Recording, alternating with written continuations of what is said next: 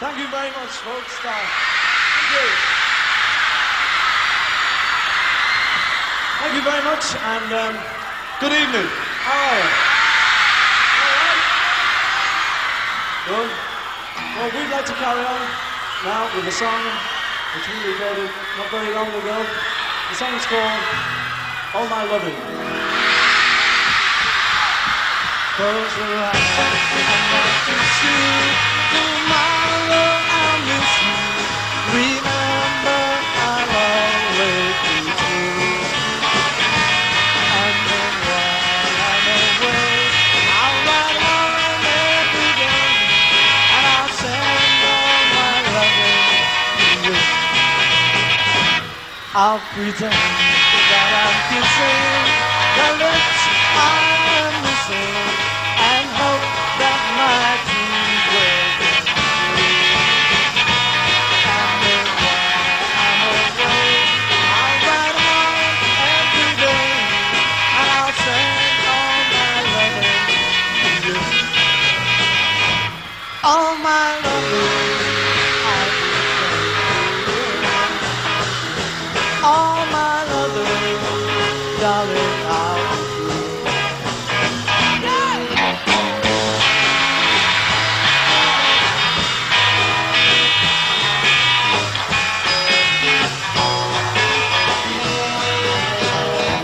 Close your eyes and I'll kiss you. Tomorrow I'll miss you. Remember I'll always be true. And then while I'm away, I'll ride home every day, and I'll send all my loving to you. All my loving I will send to you. All my loving, darling, I'll be true. All my loving, all my loving, all my loving, I will send to you. And there's the Beatles on 94.1 FM 3WBC, recorded live at Festival Hall on the 17th of June 1964 with All My Loving. Now, before the song, I told you I had a special guest in the studio and that his name was Johnny, and that the Beatles song might give you a clue to his identity. Right, hands up if you said Johnny Young. Well, no, you're wrong. It wasn't Johnny Young. Instead, sitting in front of me, I'm thrilled to say, is a man who's had 3 national top 40 hits, 21 top 40 hits in Melbourne, has won Golden Guitar Awards for sales of records, for songwriting, for being Vocalist of the Year. He's hosted local and national TV programs, held down a midnight to dawn shift on Melbourne radio. He's written a stage musical called Rebound, entertained troops in Vietnam, has toured with the absolute cream of international music, and last month celebrated a staggering 50 years in the recording industry. Ladies and gentlemen, Johnny Chester. Hi, Johnny. How you doing, Neil? It's lovely to be here. And lovely to have you in the studio. So, Johnny, why did we introduce you by playing the Beatles at Festival Hall? Well, that introduction you did was so long, I can't remember. Actually, of course, I did tour with the Beatles in '64, did the Australia-New Zealand tour, and it was one of the most amazing experiences I'd had at that time. Not that I'd been performing for very long. I'd only started in 1959, but it was amazing on many levels, particularly the size of the crowds. That was, I'd never experienced that ever before, short of going to the outer when I went to watch Fitzroy, but kind of different. And just the way the whole tour was evolved. I mean, or not the way it evolved, as in the way it was, they contracted it and all that stuff. That was all pretty amazing because I'd never had any experience at that level. Mm-hmm. Not that I had anything to do with the negotiations or anything. And then, of course, things like the catering. We were doing 2 shows a night, so dinner was served between shows. So we all sat around on big tables and ate dinner together, and travelling, but in cars that were provided, and flying in the same aeroplanes, and the whole thing was just a real eye opener for me. And of course, I think at the time it was a real eye opener for the Beatles too, because they'd only been really firing at the level that they were for about a year, and I think probably Australia was the first time, because as you probably read, they were bought at very reasonably. They didn't get anything like the fee they were commanding at that time they arrived from when they booked them. Yeah. And so consequently, not a lots had happened, but I think everything they'd been doing was based on bookings they'd taken months and months before. Yeah, absolutely. So all of a sudden they get to Australia, and I think their manager perhaps it was just Dick Lean and Ken Brodziak decided, we've got to look after these blokes. We've got something special here. And so they were treated very, very well. They were given the key to the city at Melbourne, and like in Adelaide, of course, things were a little different because that was tagged on the end. So they got their fee for Adelaide. Oh, okay. They didn't get what they were getting so much, I don't know what it was, so much for maybe even a week for so many shows for Australia and New Zealand. But Adelaide, because John Martin Stores, a disc jockey over there, a good mate of mine, Bob Francis, who was on doing drive time, I think on 5AD at the time, he started a campaign to get the Beatles to Adelaide. And he got John Martins to put the money up and kicked up all this fuss. And, of course, they were able to do it. And, of course, they paid whatever the fee was for the Beatles to go to do 2 shows in Adelaide. Okay. And all of these things were amazing. But the blokes themselves, it was just like mixing with the same bunch of blokes you mixed with here. They were just, 4 young fellas who the world was all of a sudden at their feet. They just hadn't realised it yet. It was quite an amazing experience. Yeah, well, I must say I wasn't old enough to remember it. I didn't think you were. No, I'm not old enough to remember it.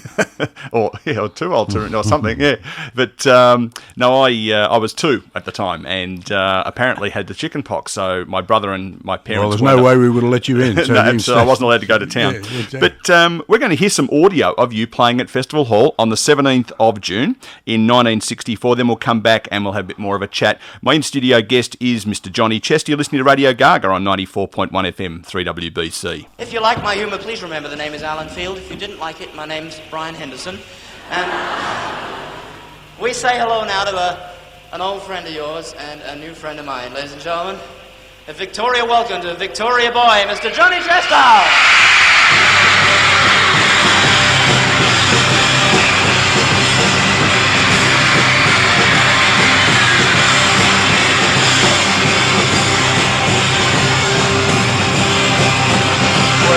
Like crazy music, you don't like rocky band.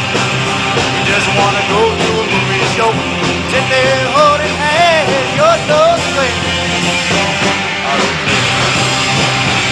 Well, you don't like hot rod racing or driving late at night. You just wanna park where it's nice and dark. Just wanna hold me tight. You're so sweet. Well, now there's no any dancing that I do, but nobody else can love me, baby, quite like you do. I don't know why my heart will only know it does. I wonder why I love you, baby. I guess it's just because you're so sweet. I don't care. Hey!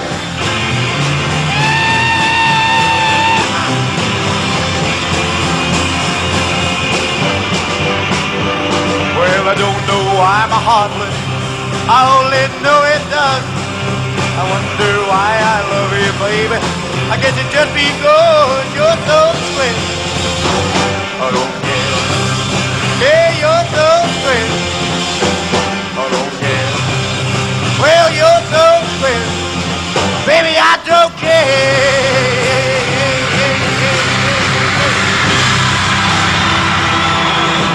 Well, thank you. Hello. How are you? And that was Johnny Chester live at Festival Hall with You're So Square, Baby, I Don't Care. What a great name for a song. And the other voice you'll hear in a moment is, in fact, the voice of Johnny Chester. Welcome to the studio again, Johnny. Thank you very much, Neil. Where did it all start? Well, it was a funny sort of thing. I kind of accidental to a certain extent. It was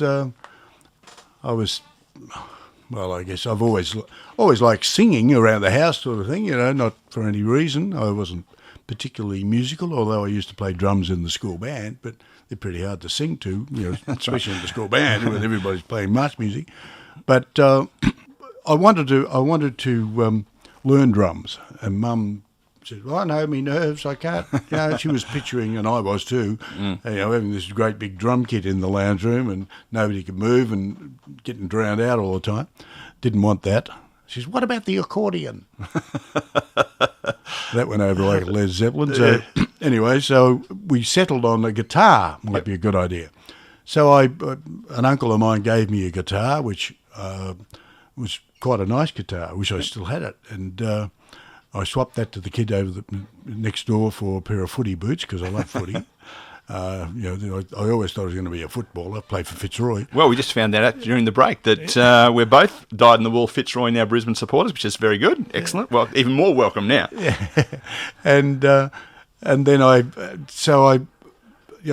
had no idea what was to come, and wasn't thinking that way. But then the summer of 16, I was 16, 17, so it was 58, 59, I got I was down at Rosebud, like all good West Preston boys were, staying in a tent on the foreshore at the end of First Avenue. Yep. And there was a young lady in the tent opposite or down a little bit along the dirt track, and I thought she was absolutely beautiful. But she wasn't interested in me. I was only freckle-faced, just over acne, 17-year-old, and she wanted an older man. She wanted somebody with a car. 18. Yeah, exactly. And so I was a bit forlorn about that, and I went to the movies down at Rosebud this particular day, and there was I can never think of the name of it. I've Googled it and everything, but it was a movie with John Saxon, the American actor, in it. He played the part of a guitarist in this combo, not a band. A combo. Right. Fair enough. And he had a lovely, I'd say it was probably a Gibson guitar, which I thought was pretty good. Yep. I didn't have a guitar at this stage, but I thought it was pretty flash. But the thing that impressed me most was all these women hanging off him. Yeah. I thought, that's the way to go. Forget the guitar. I'll get a guitar, and then I'll have all these women. Get rid of the footy boots. Yeah. So that was the prime motivation. Okay. So I then went and I actually bought a guitar, and I drove a couple of guitar teachers nuts, ended up at the banjo club. And to get to the banjo club, I used to, because I worked with my dad in the brake garage in Swansea Street, so I'd go down on the tram to the banjo club, which was in Swansea Street too, and then head off of a night time. I go home on the tram with my guitar. I'd get off at the local milk bar with guitar, have my malted or something, and walk home. Yep. So word got around the neighbourhood that I was a guitar player, which was about as far from the truth as you could get. I still hadn't learned how to open the case, but anyway. But a mate of mine was learning drums, another one was learning bass. So we sort of had this vague idea we were going to start a band. Then, of course, the mate who was actually 18, he got called up to do Nasho. Yeah. So all of a sudden our band idea fell in a heap, and by this stage we've gravitated to going to the local espresso bar, which was further on up Gilbert Road in West Preston, where all the older kids hung out, and I was starting to feel that I was. And anyway, I'm there up there one night, and this bloke walked in and sees me. He said, "Look, I believe you're starting a band." And I'm kind of big noting, saying, "Oh, well, we were going to, but the drummer's been called up." And he said, "I play drums." And I went, "Oh." Because I didn't know how, I was useless. I had owned a guitar, that's all you could say. He said, "You got a bass player?" I said, "Yeah, he was learning too." Yep. Jeff Casey, he was learning slap bass. Yep. He said, "I know a bloke that plays saxophone and another one that plays piano, and this is the Stackpool brothers." Okay. And I said, "Yeah." And I know a guitar player. And I went, "Oh, you got me." Yeah. Well, of course, we had our first practice, which was terrific, but I couldn't play the guitar. Yeah. Everybody else was doing something except Albert Stackpool, who there was no piano there. And so he was sitting around playing the bongo drums, and I was sitting there scratching my head. Yeah. I thought, well, what am I going to do, And I thought, well, I'll sing. So I started, I knew a few songs, Buddy Holly song and a Johnny O'Keefe song. And that was a Buddy Holly song we played, "You're So Square." Was it? Yeah, Yeah. he'd done it. Yeah, Yeah, Elvis Presley had a go at it, yeah. That's right. Done by a few people, Yep. I believe. Anyway, we that's sort of how it happened. Yeah.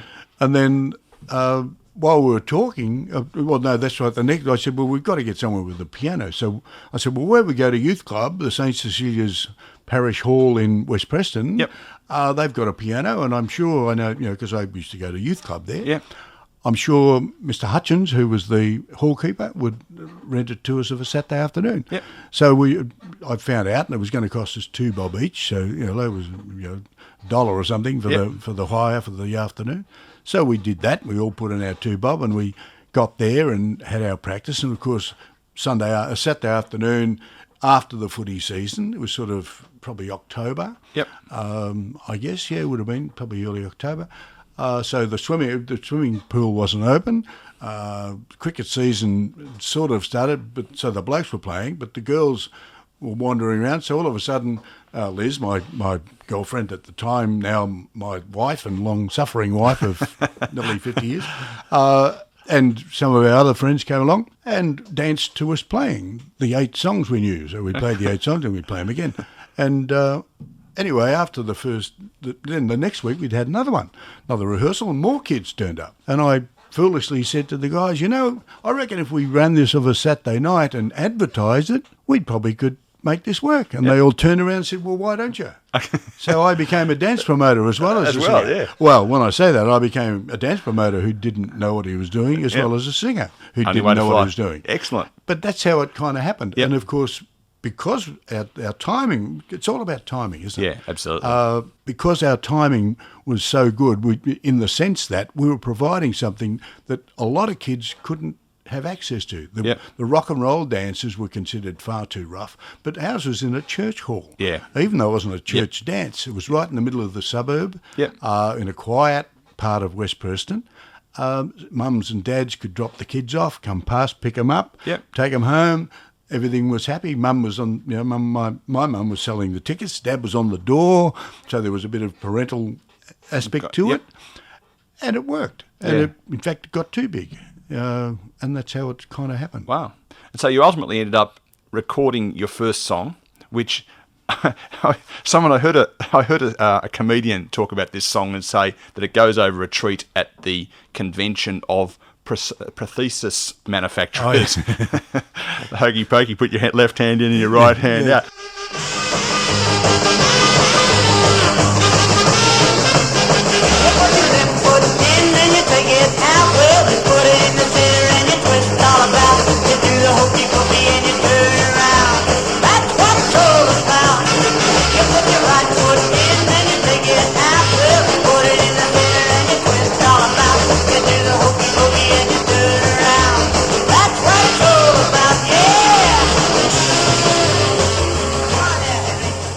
Melbourne success I had, my dear old dad's funeral, I said, he would always go to Coles 200 in Burke Street and buy half a dozen singles to give away to his mates, people that didn't even want them.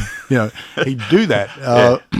That was probably enough to get it on their chart, and you didn't have to have it on too many stores to make the top 40.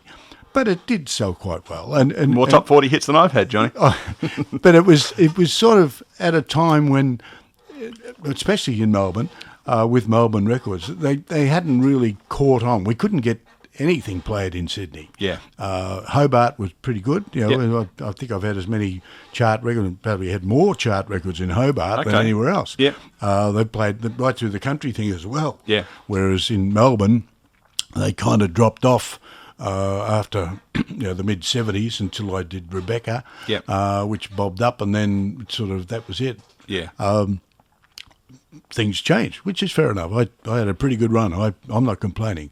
But it was, as you said, the first record, and it was quite an amazing time because it was done... you talk about low budget. We didn't have a budget. It was, I think the band, the Thunderbirds, actually did it as a favour. W&G had their own studio, their own home engineer. Okay. So there was no cost there other than just normal, overtime for the engineer. Yeah. And it was Liz's idea for the song. She heard a Champs instrumental version of it. And Okay. we're driving along in the car somewhere one day, and she said, that'd be a good one to do as a, a bit faster as a rock and roll song to sing. And so I used to do it, worked it up. We, in fact, did the rehearsal for it in the auditorium in the Trades Hall of 3KZ, as it was back then. And because Stan Rofe was a great friend of ours and like a big brother to me, and he got me the contract, quite frankly. And so we rehearsed it in there and then went in and recorded it. And we did it at the dances, and because it was a very boppy, good dancing song, so we, it was good for the time, but it was pretty raw and pretty raucous. It is raw and raucous, but that's part of the appeal, I think. So you went through that stage of the rock and roll stuff, and we talked before we started about the fact that you'd sort of always expected you might be a country singer, and after touring with the Beatles and also Roy Orbison and the Everly Brothers, just to drop a couple other names in there that you worked with, you started to move across into country again a bit more towards the late 60s. Would that be fair? Oh, yeah. When I was working on 3UZ, I was doing Midnight to Dawn, and it gave me, apart from learning so much about so many things, just amazing time. Including having a much better radio voice than mine, but that's all right. Oh, no. I don't agree with that, but it was just an amazing place to be at that time. 3UZ, I don't think any radio station will ever measure up to what 3UZ was at that time. That was back in the greater 3UZ days, wasn't right. it? Yep. Yeah, right to before I got there, of course, and hopefully I didn't do too much damage to that greater image. But talk about fall on your feet for a young bloke. Like I got that job. I think I told you I went out of teen scene with the ABC, which I got at because of the Beatles concert. Yep. I got introduced to the ABC in Sydney. I came into town on the shirt tails of the Beatles. Not a bad way to arrive. They were prepared to listen to anything I was going to suggest. And basically all I was suggesting was a Melbourne version of 6 O'Clock Rock with me hosting it. Yeah. Wasn't nothing particularly different about it. But it was new for Melbourne to have a national show come out of Melbourne. Yeah, absolutely. And so that was good. But then, of course, when it finished, I hadn't planned beyond that. When I started, I'd set myself a goal, which was to get a national television show, never, ever thinking I would. Then when I did, and it finished, I didn't know what to do. Liz and I were, we'd been married a while. We had our first baby, and all of a sudden, nothing. And anyway, without boring, I went into associate producer of a show called Commotion, which was on the O10 network, which I learned, again, a lot from and made a lot of good friends. And then out of that, because the company that produced that was owned by Lewis Bennett, who was the managing director of 3UZ, John McMahon, who was the program director, and a couple of other people. Okay. They had a company called Willard King. Yep. And I worked for Willard King doing this particular show. When I left that, I only did it for the first series for 3 months, and then I left because it was getting a bit ordinary for me. I mean, family-wise, and that was very demanding. Sure.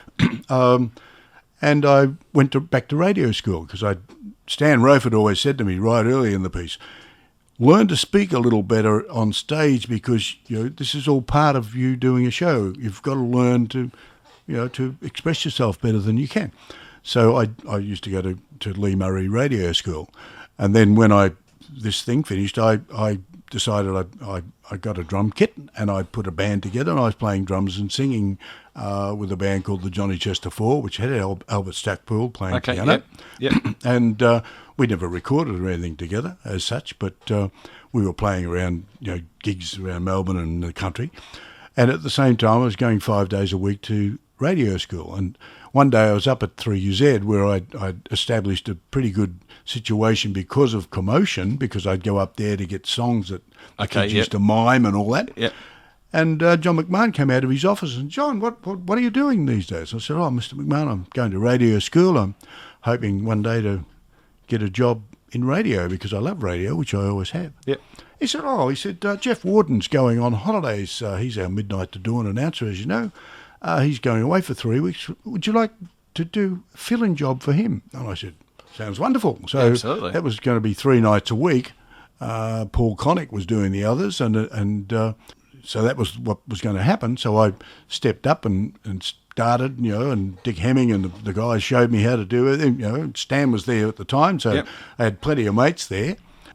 It developed over the 3 weeks, and then as things turned out, Jeff took ill, so he was away for 3 months. Okay. So anyway, he finally came back, and during the time I sent away an audition tape to 3CV in Maryborough, hoping to get a job there. They had a drive time vacancy to do 4 till 7 up in Maryborough in Victoria.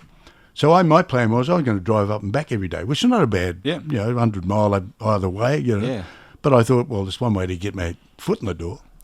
Anyway, they didn't get back to me. I never heard anything, and so I went in to see. I called Mr. McMahon and I said, "Could I come and see you?" And I went and saw him, and he said, "What's happened?" And I said, "Well, I've sent this audition tape away. I haven't heard back, and I just want to know the procedure. Should I call them or write to them, or what would be the right way to do it? I don't want to, I don't want to muck it up." Yeah. He said, "Well, as a matter of fact, Jeff Warden resigned this morning. We'd like you to start here." Wow. So I've said to people say about they put tags on you, and I said, look, you've got to realise that timing, being in the right place at the right time. Having an enormous amount of support from my family, which has always been there, Liz, of course, and my mum and dad and my sisters and close friends that are still close friends. We still count, all these kids. There's a bunch of kids we went to youth club together with, and still see regularly, and kids that I went to school with. We had lunch with one on last Sunday. He lives in Wangaratta now. We were up there, up that way, and. Up Highway 31. Up Highway 31, you're right. Yeah, that's a good title for a song. And so all of these things have played a huge part, in allowing me, who was, I don't know, a brake mechanic who got lucky, really, because that was what I was going to be. I left school. Dad had his own business. He started in 1945, and he was in Swanston Street, Carlton, very successful, just small business, but very successful small business. And I was going to take over, and that was going to be my life. And after 5 years, I couldn't see that happening, and got into music.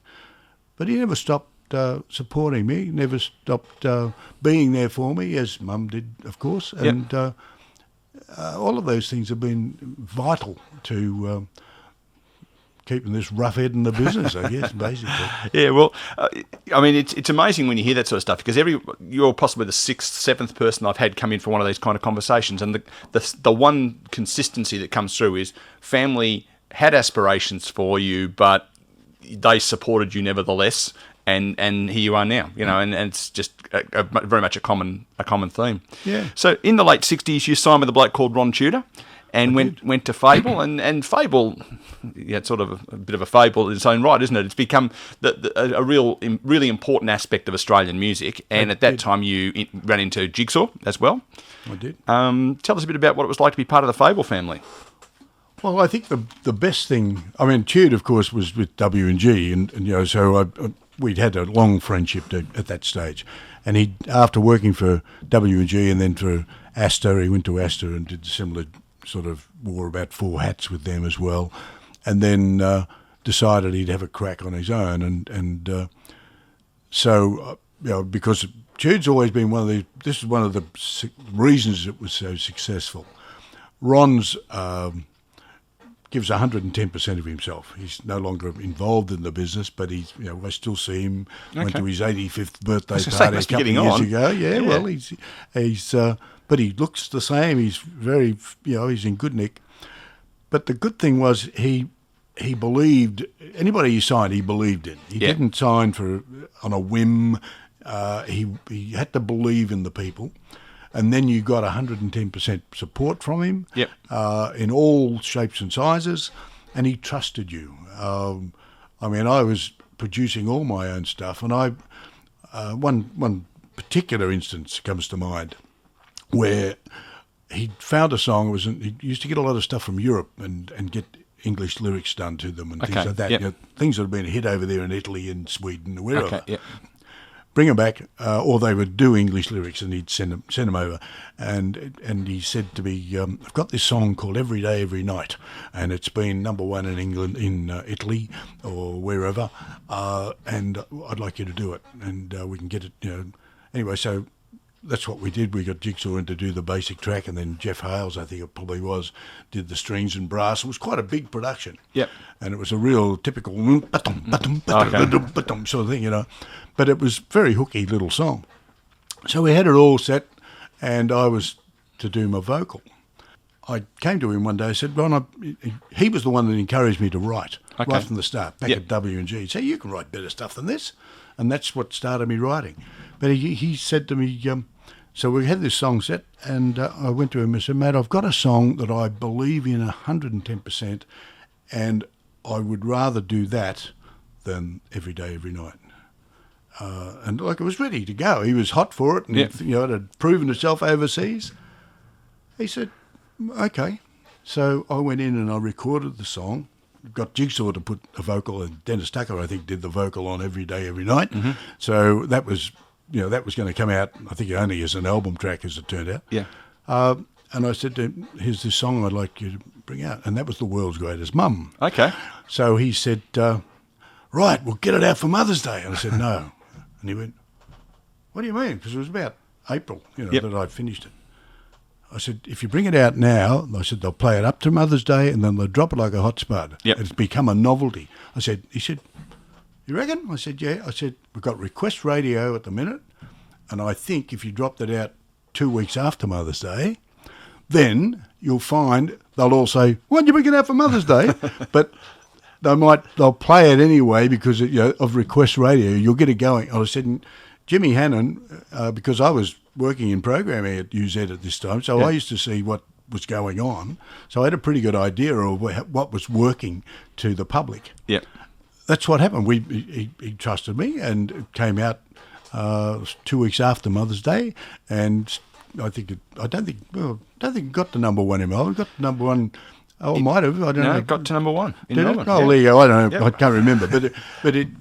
I know it got to number 2 in Sydney, which was amazing. Yeah, absolutely. Because up till then I'd had a couple that sort of piddle around the bottom of the charts, and all of a sudden, but it was a pretty obvious sort of a song for the time. I don't think it would work today. No. I don't think radio. But it still gets a run. Oh, it still gets a run. Yeah. You should have been here 2 weeks ago. Yeah, well, yeah. That's the sort of thing. But.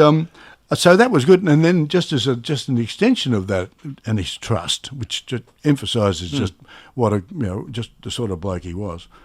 I said to him, now what we do now is, I said, we have the album ready for next Mother's Day. We get that out 3 weeks before Mother's Day. Yep. I said, with all this build up, because it got played right through the year. It didn't stop. It was on the charts for months and months, and he said, yeah, okay.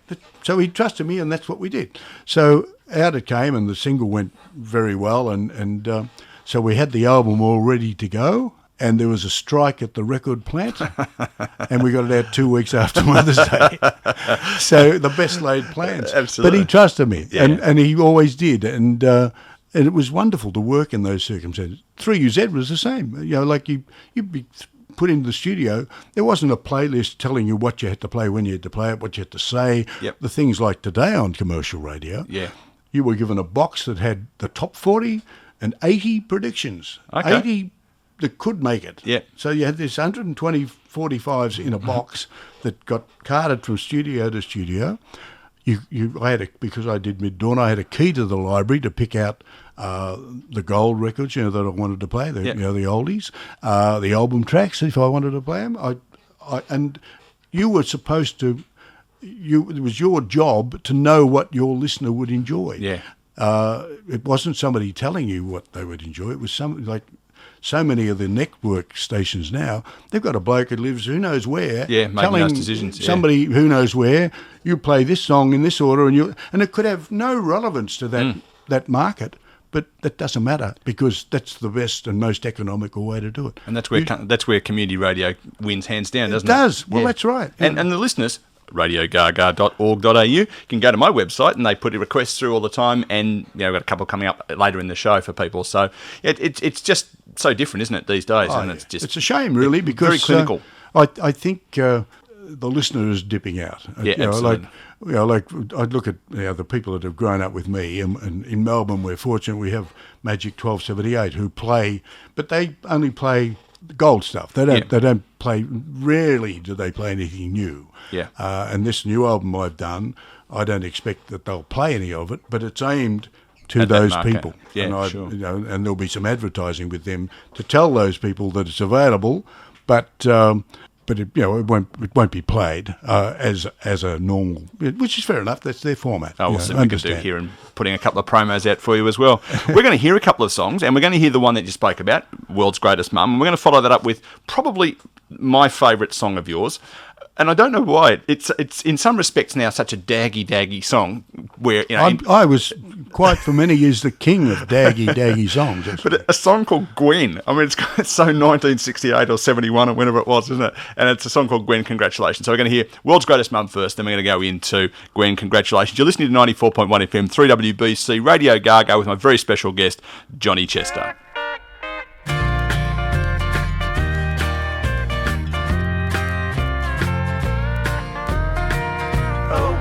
Your hands together, all together, join in one by one, 'cause I've got to say I thank you to the world's greatest mom. I remember oh so clearly when I was just a little boy, our mom was there to guide me, to turn sorrow into joy. And no matter what the problem, she could always put it right. Be on call for 24 hours through every day and night. So put your hands together, all together, join in one by one, 'cause I've got to say I thank you to the world's greatest mom.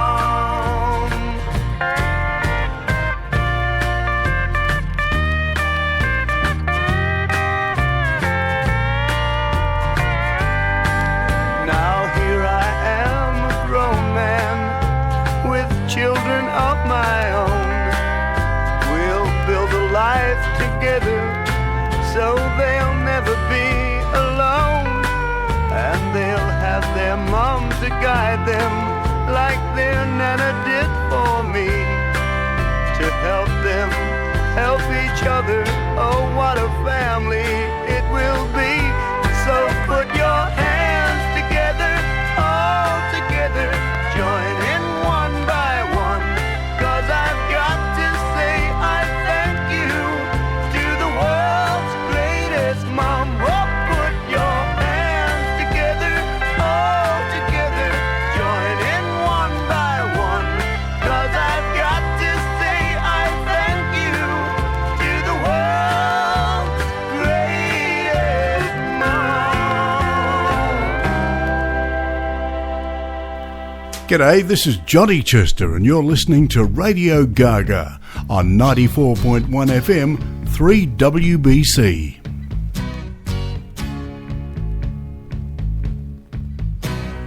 Well, congratulations. You took a man who was strong and made him do wrong tonight. When I fought temptation, but the fire in my soul burned out of control tonight. You were the spider, I was the fly. You weaved your web so well, I couldn't run. I got a woman waiting at home, and she believes in me. What have I done? What have I done? Well, how can I face her when I let you in and I fell into sin tonight? the spider, I was the fly. You weaved your web so well, I couldn't run. I got a woman waiting at home, and she believes in me. What have I done? What have I done?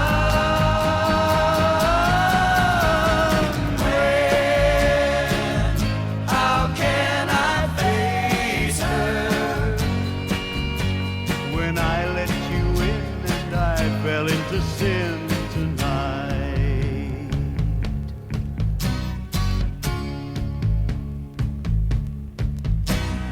Well, congratulations.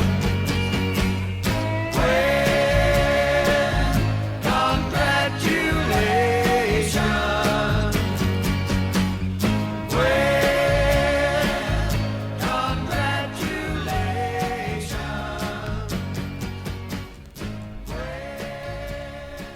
And that was Johnny Chester with Gwen. Congratulations. Before that, the world's greatest mum. And hi to all the world's greatest mums that are out there listening. And one mum that we do know is listening is a lady called Diane from Geelong. Hi, Diane. Now, Diane was at your concert with the Beatles. When the Beatles supported you in 1964, Diane was there and, in fact, was good friends with one of the members of the Phantom. So, hi, Diane. I know you're listening. I'm sure Johnny sends his kindest regards. It's really is lovely to hear from you, Di, and just keep smiling. It's good. Diane does her own radio program as well via the internet. It's one of those things that doesn't actually have a frequency. It's just every night she plays songs over the internet. So yeah, so the three of us, all radio announcers of sorts. Well, in 1975, you won your first Golden Guitar Award up at Tamworth, and that was for the best-selling track for "She's My Kind of Woman." It was, and it was that's another bit of an eye opener compared to today. The awards in those days were done in the town hall. Okay. And filled it up. It's quite a big town hall. Yep. It's 800 or 900 people. I've seen it on TV. Anyway, we did that, and I went up there. I took a couple of the blokes from Jigsaw, Dennis, bass player, and Barry Roy, play guitar, to come up with me, because we used a couple of other guys from Tamworth, and because I had to do a couple of songs as part of the show, sort of thing. And then we all went back to Max Ellis, who was part of the reason the whole thing started initially. He was manager of 2TM up there. And we all sat around the lounge room and had a couple of beers or a cup of tea or whatever, and that was it. And I went home the next day type of thing. Well, of course, now it's a 2-week festival. It covers a whole lot more than country music. They've built their own special Trek centre up there. Yep. Which big golden guitar at the front of it. Yeah, that's there, and it's so different in that time. But then again, they've worked very hard. They were, I guess, Tamworth was faced with a bit of a problem in the summertime when the tide goes out a long way in Tamworth. So how do we get people off the beaches and into Tamworth? And it was a wonderful idea, and it's developed into possibly the biggest festival of its kind in Australia. Yeah. It certainly go close. It gives a lot of people an opportunity to be seen, whether they might be busking on the street or in the clubs or in the parks or around the campfire, in the caravan parks.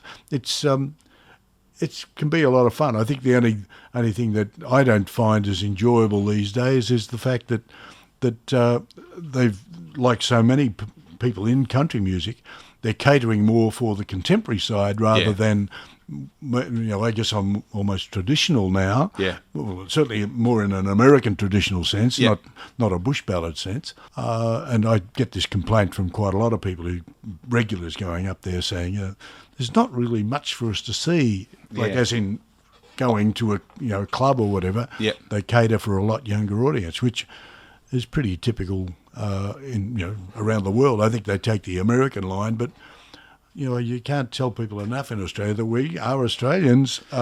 We've got a whole different, we've got a whole lot of reasons to feel good about our country. Well, that's one of the things I like about your songs, and I wrote a couple down here. Apart from, you've got to say the lyrics, from the tip of her toes to a cute little nose, she's a lady. I mean, I don't know you get away with Corny. that. I don't know you get away with that on... well, you hear the new album. Oh, it's full of tips of your toes and cute little noses. Hey, it was the highest selling country track in 1975. But things like Highway 31, I've obviously been listening to your music a bit in the last week or two, getting ready for this conversation, and crossing the border in NSW. Now, I mean, what other songs got things like that in it? And you might go to Townsville, or you might stop in Brisbane, and Glory, Glory, I'll be back to see the Story Bridge. There's not enough of that sort of stuff. Paul Kelly is probably the closest we've got now in terms of the contemporary artists, with things like From St Kilda to King's Cross. Yeah. I don't know, it's just missing, I reckon.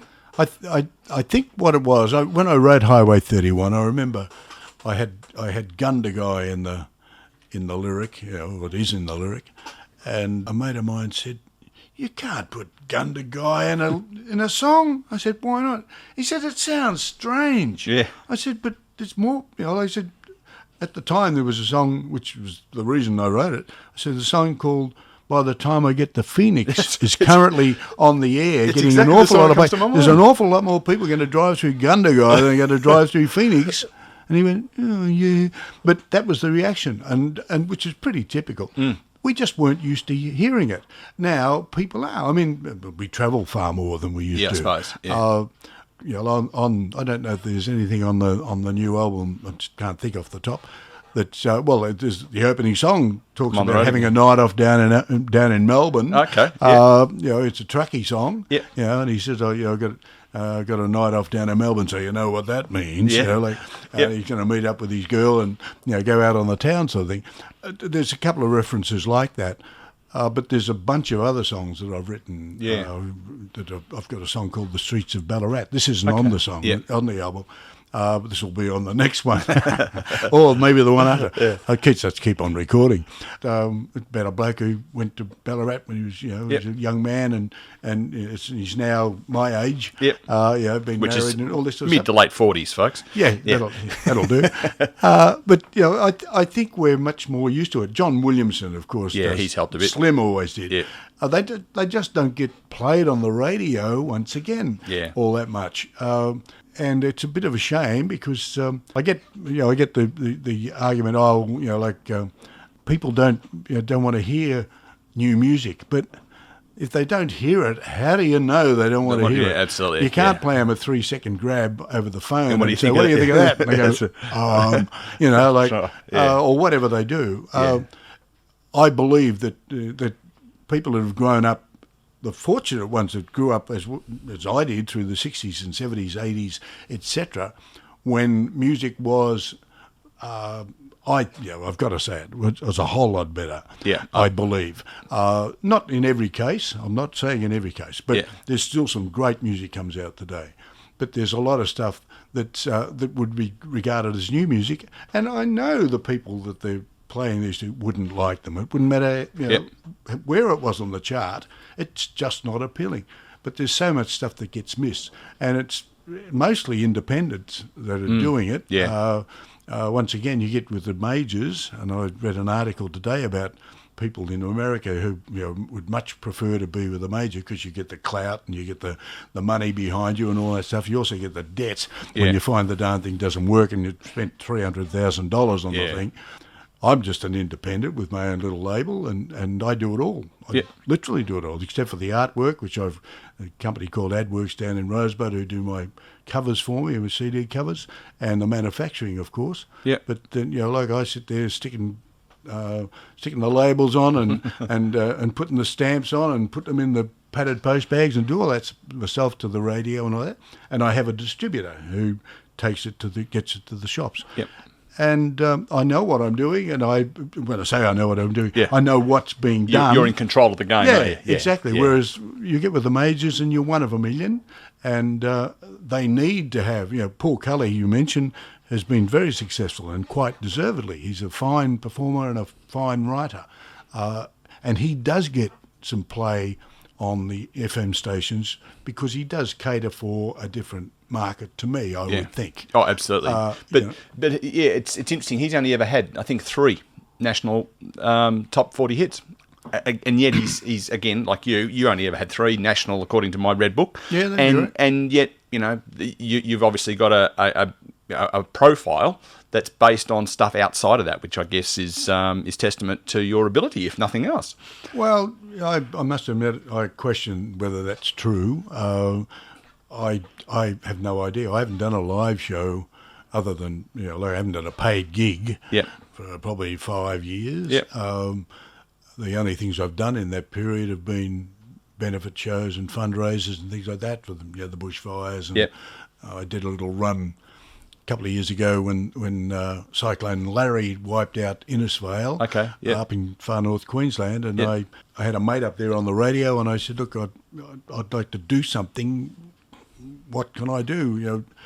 And he said, well, what have you got in mind? I said, well, I'd like to raise some money, but not just to put in the bucket like with everything else. Is there a project up there that maybe might get overlooked that could do with me raising a few bob for them? He said, well, the PCYC, which is their Police Citizens Youth Club, they had a music room where all the kids used to go. It was the only place in town you could go to learn to play an instrument or sing or learn lighting or sound engineering or whatever.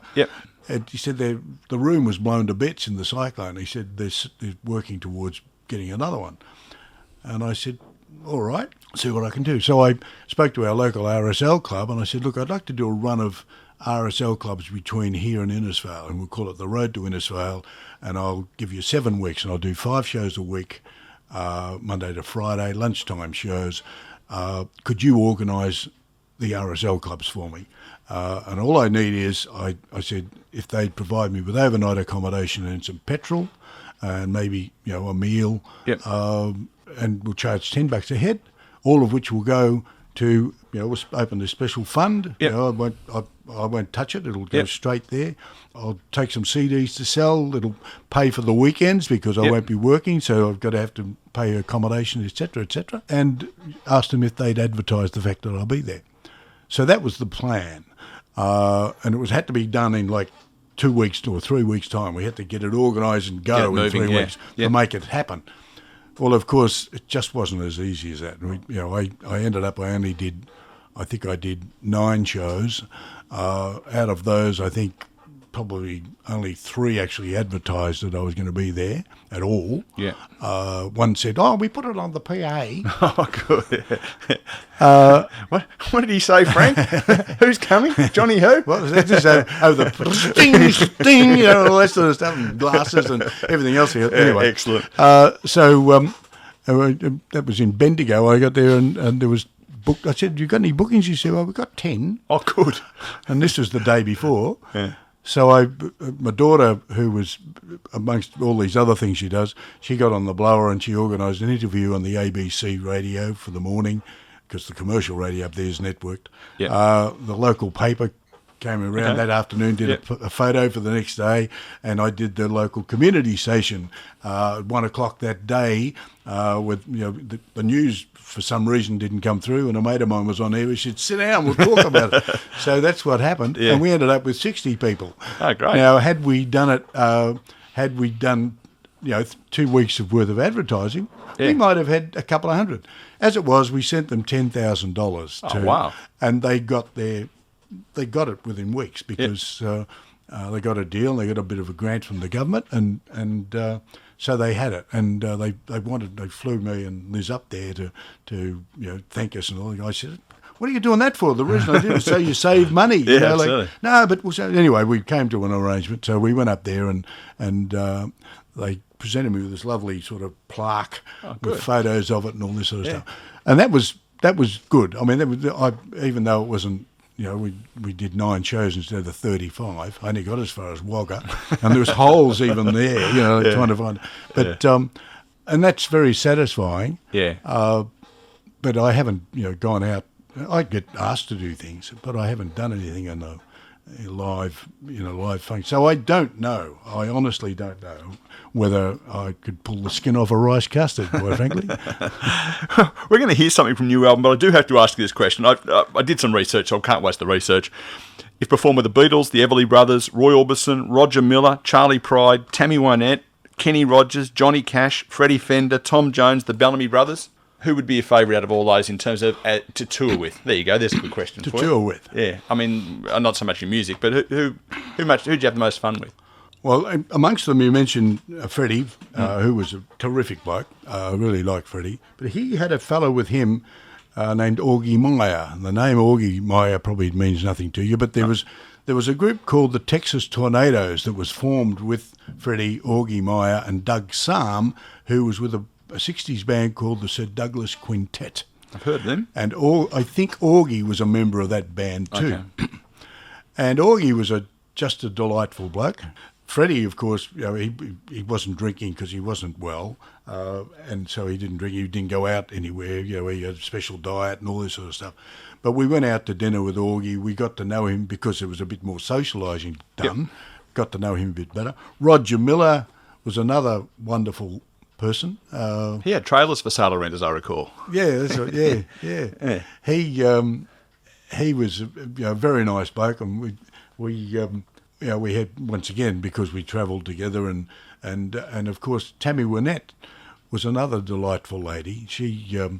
It was a very, very sad situation with her because the intention was that we would. They asked me to do the show because the promoter did believe that I should be on the show, to sell tickets, not just to make up the number. Yeah, exactly. Yeah. And so they treated me very well. I flew, first class and had the same accommodation. Everything that I wanted, they provided for that tour. And Tammy was just a lovely lady.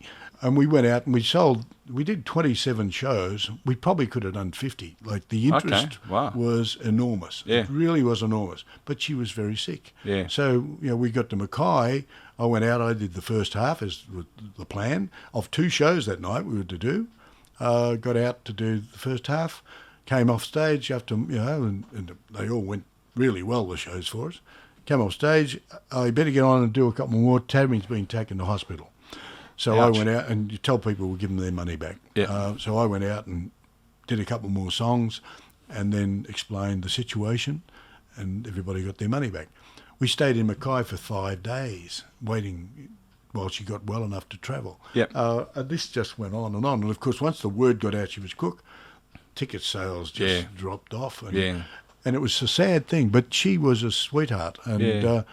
And of course, she should never have been out here, in my opinion. Okay. She at that time, she wasn't well. They knew she wasn't well. Yeah. But whoever the powers that be with her was that end, was the American end. It wasn't the promoter here. But there was a lot of money involved, and she was, she had to do it. But and it was such a tragedy that because she was a great country singer, like George Jones. There's some Waylon Jennings. To me, they are what I would love to aspire to. I don't sound like any of them. Tammy probably least of all. But back at Hokey Pokey, I was getting close. So it was. But she was a real good lady. Excellent. Well, we're going to. It's convenient. I'm going to choose a song called "I'm on the Road Again" because we just talked a bit about touring, and that's off a new album. And we'll hear the song, and then we'll come back and talk about the new album, what the album's called, why you called it that, a few things like that, and we'll come back after the song. The voice you're hearing, apart from mine, is Johnny Chester, and you're listening to 94.1 FM, 3WBC.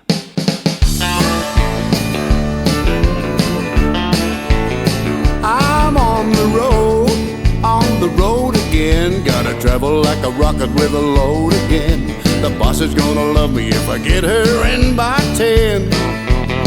Oh, then he'll shake her down, load her high, turn her around and wave goodbye. It seems that I'm his number one guy when I'm on the road again.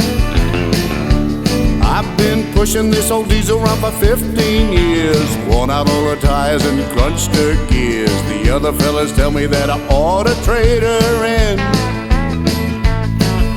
but I just keep on saying that she does me fine. She mightn't be real pretty, but at least she's mine. As long as she's a revvin', she'll help me earn a living when I'm on the road again.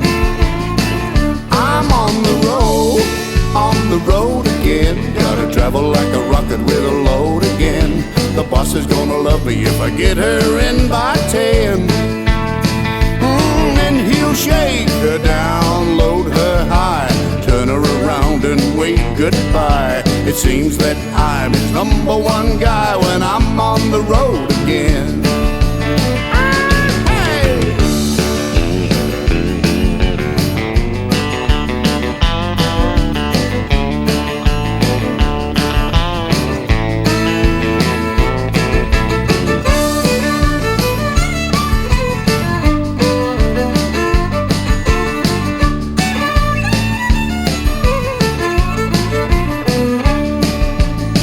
Got $50 in the pocket of my old blue jeans and a night off down in Melbourne, so you know what that means. Get that special girl of mine and show her I'm her man. I'll take her dancing, take her drink and take her out on the town. Take her mind off all the things that have been getting her down. It's crazy how these women can keep this fella grinning when I'm on the road again. I'm on the road again. Gotta travel like a rocket with a load again. The boss is gonna love me if I get her in by 10. And he'll shake her down, load her high, turn her around and wave bye-bye. It seems that I'm his number one guy when I'm on the road again. It seems that I'm his number one guy when I'm on the road again. Back on the road again. And that was Johnny Chester with I'm on the Road Again from his new album called What You Hear Is What You Get. Now, this is a very special album because it's celebrating 50 years of recording in Australia for John. Tell us about the album and tell us why you've called it What You Hear Is What You Get. Well, firstly, the album itself, it started off with Jeff Peterkin and Dave Grantham, who played drums and bass on the track, meeting up at their Catherine Music Muster in the year 2000. They were up there with their band, The Breakers, and I was up there as patron of that, which I was for 3 years. And we got talking one day about recording and how we did and how they did and what we did, etc.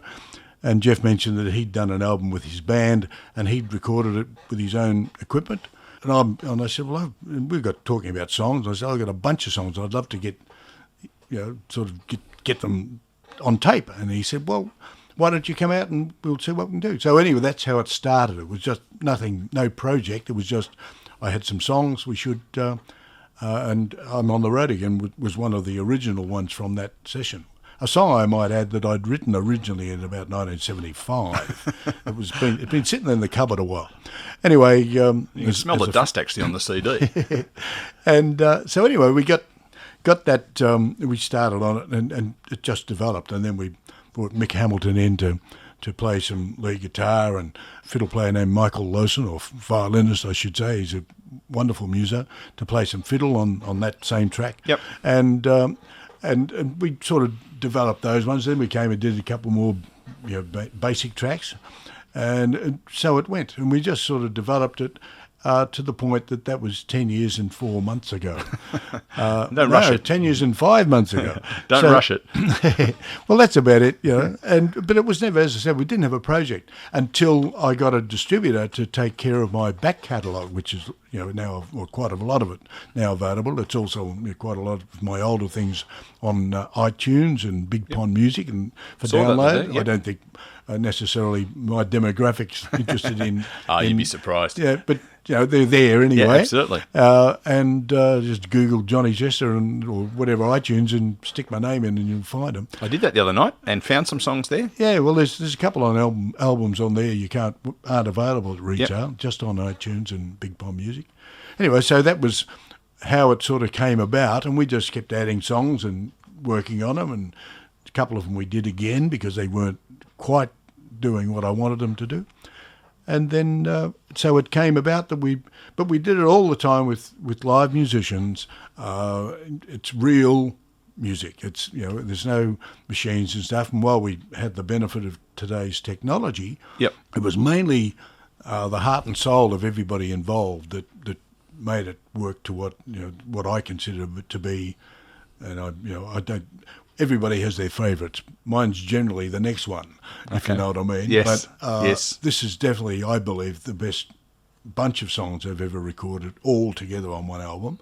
I've written all of them. There's 2 of them are co-writes, one of which I wrote with Brian Cadd. Yeah, I saw Caddy's name on the album. Yeah, and one with a mate of mine, Ian Grant, who's a little mate of mine. He's got a caravan yard down in Traralgon. Oh, wow. But he's Scotsman. He's in Scotland at the minute, actually. And Ian's, and that song that we wrote together has got a real Celtic sort of feel about it because of that. Yeah. That was one we did actually 3 times to get the version we were happy with. Oh, he's Scottish. Yeah.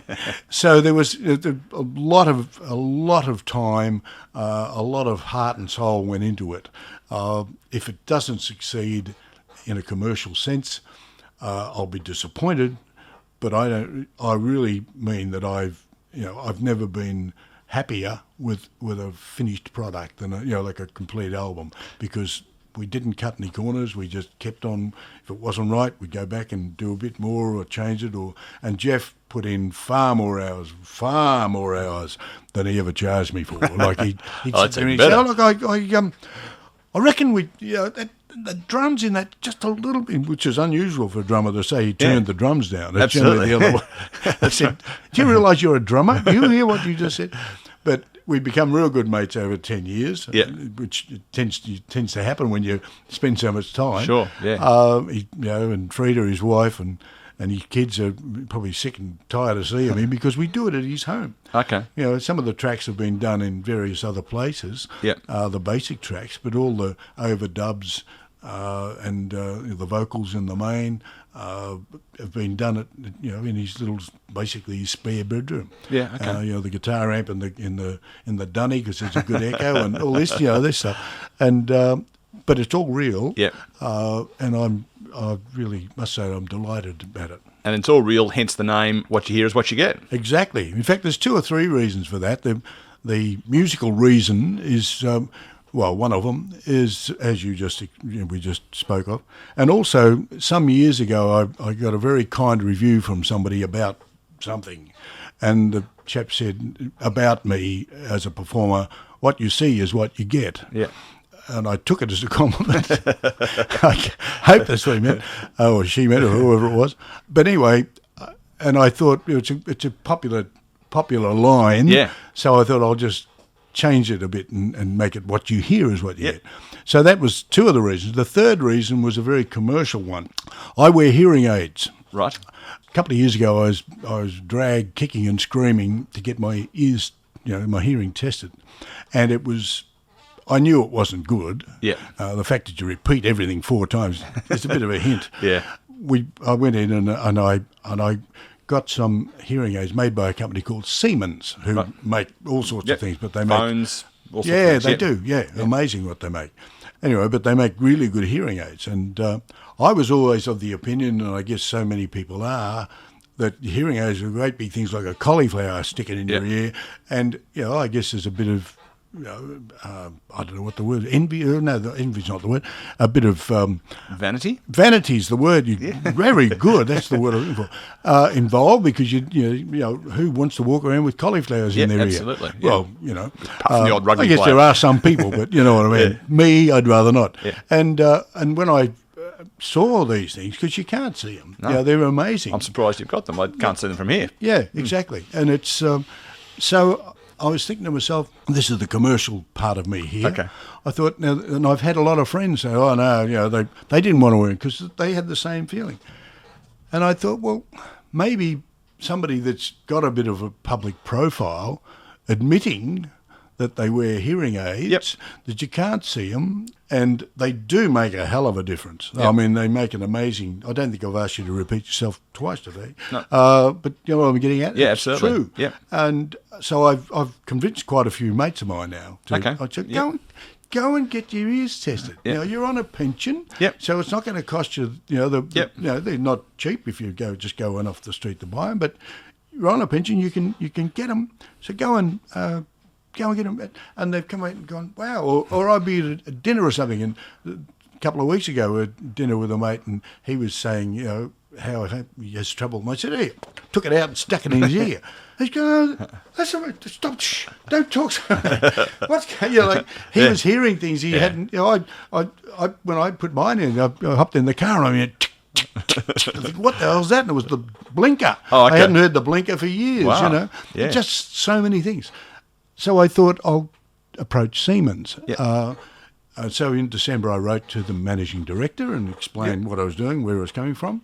I thought, and I just said, maybe there's some way we can Help each other. help each other. Yep. Yeah, didn't know really what. I just had a vague idea. Well, of course, their head office in Australia is in Brisbane, in Milton. Okay. And in January, it got a bit wet, didn't it?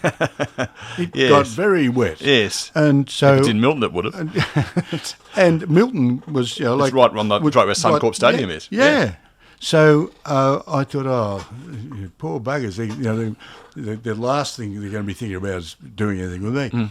But of course, I was getting near the time where I needed to get the artwork finished, because part of the idea I had was to have the Siemens logo on the front of the album. Yep. With, what you hear is what you get. And I thought it's as good as on the label. Yep. And I had a bunch of thoughts, but that's all it was. The managing director wrote back and said, we'll get the marketing people to talk to you after Christmas. When this flood and everything happened, I thought, whoops, this isn't the poor blokes just, they're not going to worry about this. So, but I wrote to them and said, look, I don't want you to think I'm hassling you, but I kind of need to make a decision.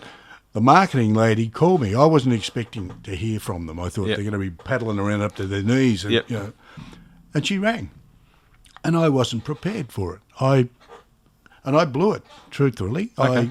I had a head full of ideas, and not one of them came out. I said, well, and I said, I'm sitting here waving my arms, and I cannot tell you what my thoughts are. And so I've blown it, which was a bit of a shame. Yeah. In so much as I think that, as I said, the sort of people that are going to go after that, the album, if they do, are going to be a big part of the sort of, the age group that's going to be like myself, having trouble hearing. And so that was the commercial reason for calling it What You Hear Is What You Get. So, you don't have one reason, you have two or three. You have lots of reasons, don't you? Yeah, exactly. I think I've said the reason I call this program Radio Gaga was because I was sitting in the audience of We Will Rock You on the West End. Oh, okay. And the song came on. I thought, that seems like a good thing to do. Mm-hmm. So, yes, there's always a reason behind a name. Well, John, it's been absolutely fantastic having you here. We are going to hear one more song, and the song is called Vegemite Kisses. That's going to be the song we leave you with. But can we... the album's going to be available right through the typical record and CD shops? I believe so. I think Sanity and JB Hi-Fi and the leading edge stores. Okay, excellent. The independents, we've got to look after them too, because Absolutely. I think... Well, you are one. Yeah, exactly. And...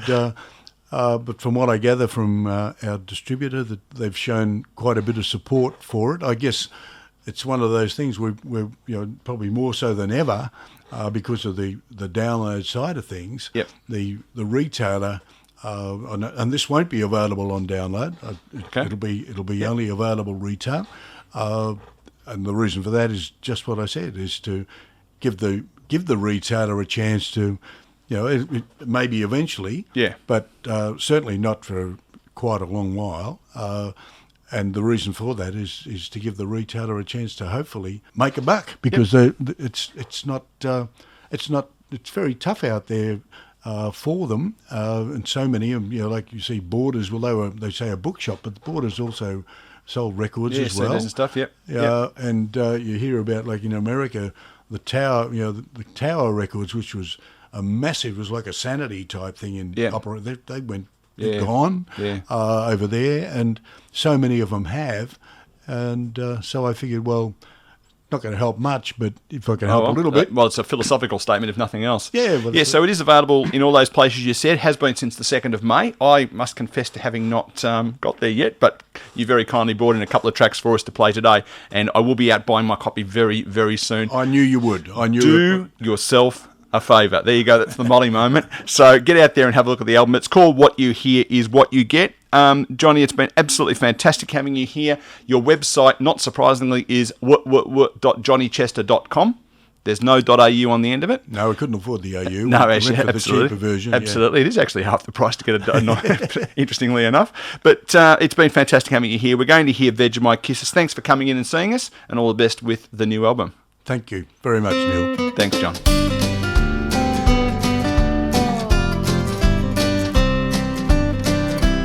She wakes me in the morning by pulling on my nose. And when my feet stick out of bed, she'll tickle on my toes. There's nothing I can say or do to make her change her mood. When she's awake, all she wants is food. So I stumble from the bedroom while pulling on a robe. I tell you that's not easy when both your eyes are closed. I finally make the kitchen to get breakfast on its way, and that's when she can really make my day. When she gives me Vegemite kisses and peanut butter hugs, her female intuition tells her I can't hold a grudge. At 2 years old, she gets away with everything she does by giving Vegemite kisses and peanut butter hugs.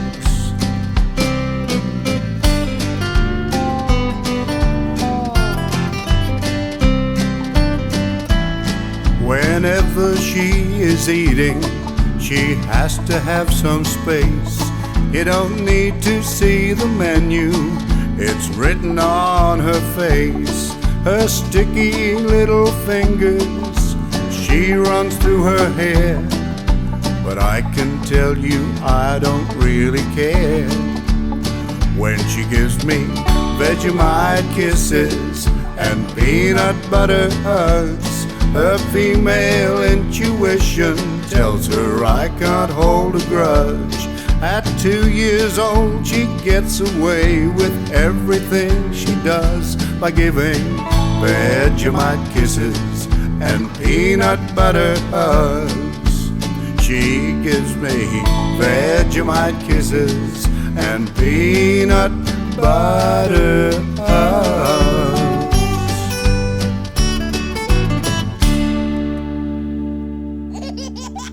G'day, this is Johnny Chester and you're listening to Radio Gaga on 94.1 FM 3WBC.